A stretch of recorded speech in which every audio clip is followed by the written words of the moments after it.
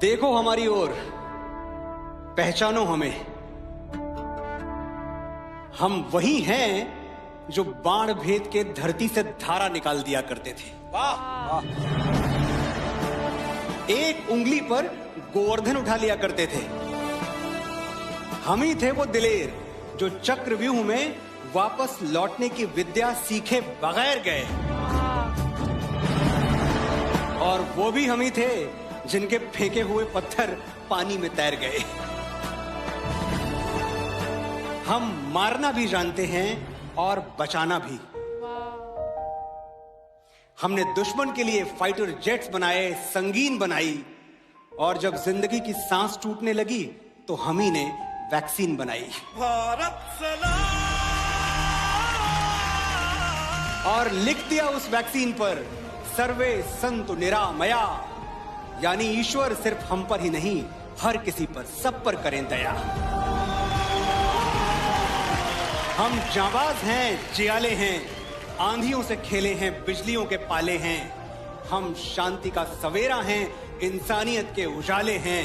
पहचानो हमें, हम इंडिया वाले हैं।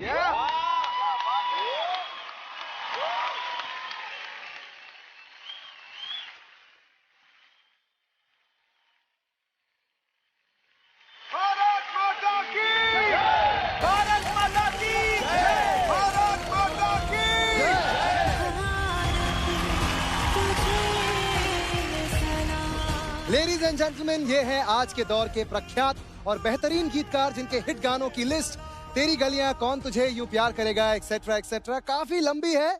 मनोज मुंतशिर। वाह! वंदे मातरम लिखा क्यों गया था?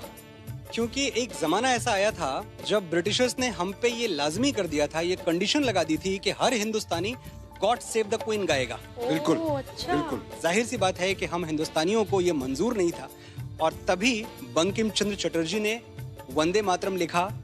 मैं समझ सकता हूं कि वो गॉड सेव द क्वीन क्यों नहीं गाना चाहते थे, लेकिन आज एक हिंदुस्तानी होने के नाते ये जो मेरे सामने सुरों की क्वीन खड़ी है, इसके लिए मैं कहना चाहता हूं, God save this queen.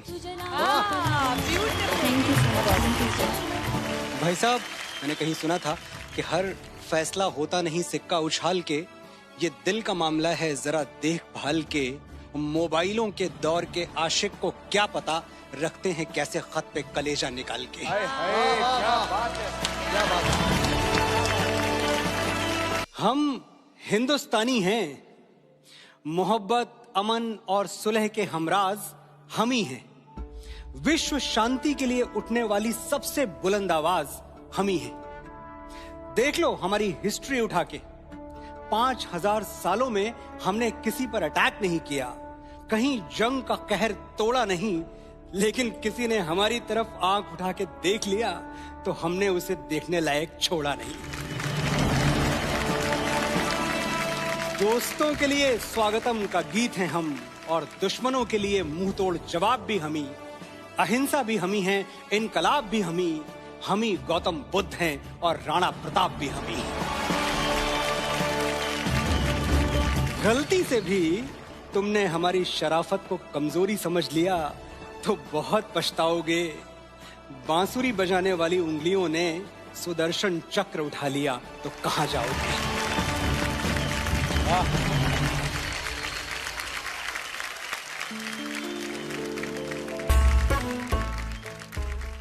Sir, आपकी तरफ से और आपकी जो पूरी एयरफोर्स है उसके लिए मैं एक बात जरूर कहना चाहूंगा कि नजर नहीं आते, बादलों में कहीं गुम हो, पर ये जमीन सलामत है क्योंकि आसमान पर तुम हो। वाह वाह वाह वाह वाह, क्या बात है, क्या बात है। न सुकून से जीना, न चैन से सोना, बहुत मुश्किल है भगत सिंह का बाप होना। बचपन से ही कुछ अलग था मेरा भगत। एक दिन देखा मिट्टी में कुछ दबा रहा था। मैंने पूछा तो बोला, बापू इनकलाबी हो रहा हूं, धरती में पिस्तौल बो रहा हूं। एक बीज से हजारों बंदूकें जन्म लेंगी, अंग्रेज गिन नहीं पाएंगे, इतनी गोलियां चलेंगी। मैं तभी जान गया था कि ये गुरु गोविंद सिंह जी का लड़ाका है, अकेला ही 1.25 लाख से लड़ेगा। सहरा बांध के घोड़ी नहीं, फंदा चूम के फांसी चढ़ेगा। और आज वो दिन आ ही पहुंचा। भगत, जा रहे हो?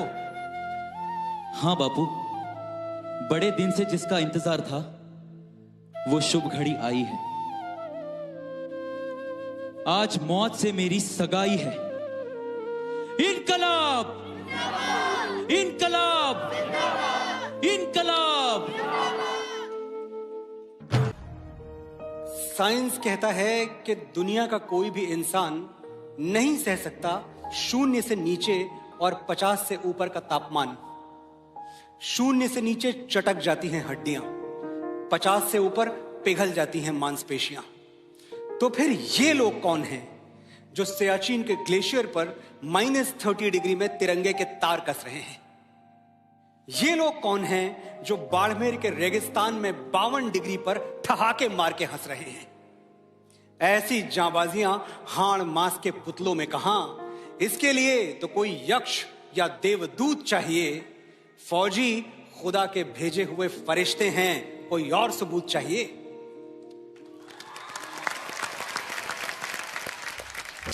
भले कच्ची उम्र में जिंदगी की शाम आ जाए, ये मुमकिन ही नहीं कि खून पे इल्जाम आ जाए। हमारे गांव में बहनें उसे राखी न बांधेंगी, पलट के जंग से भाई अगर नाकाम आ जाए।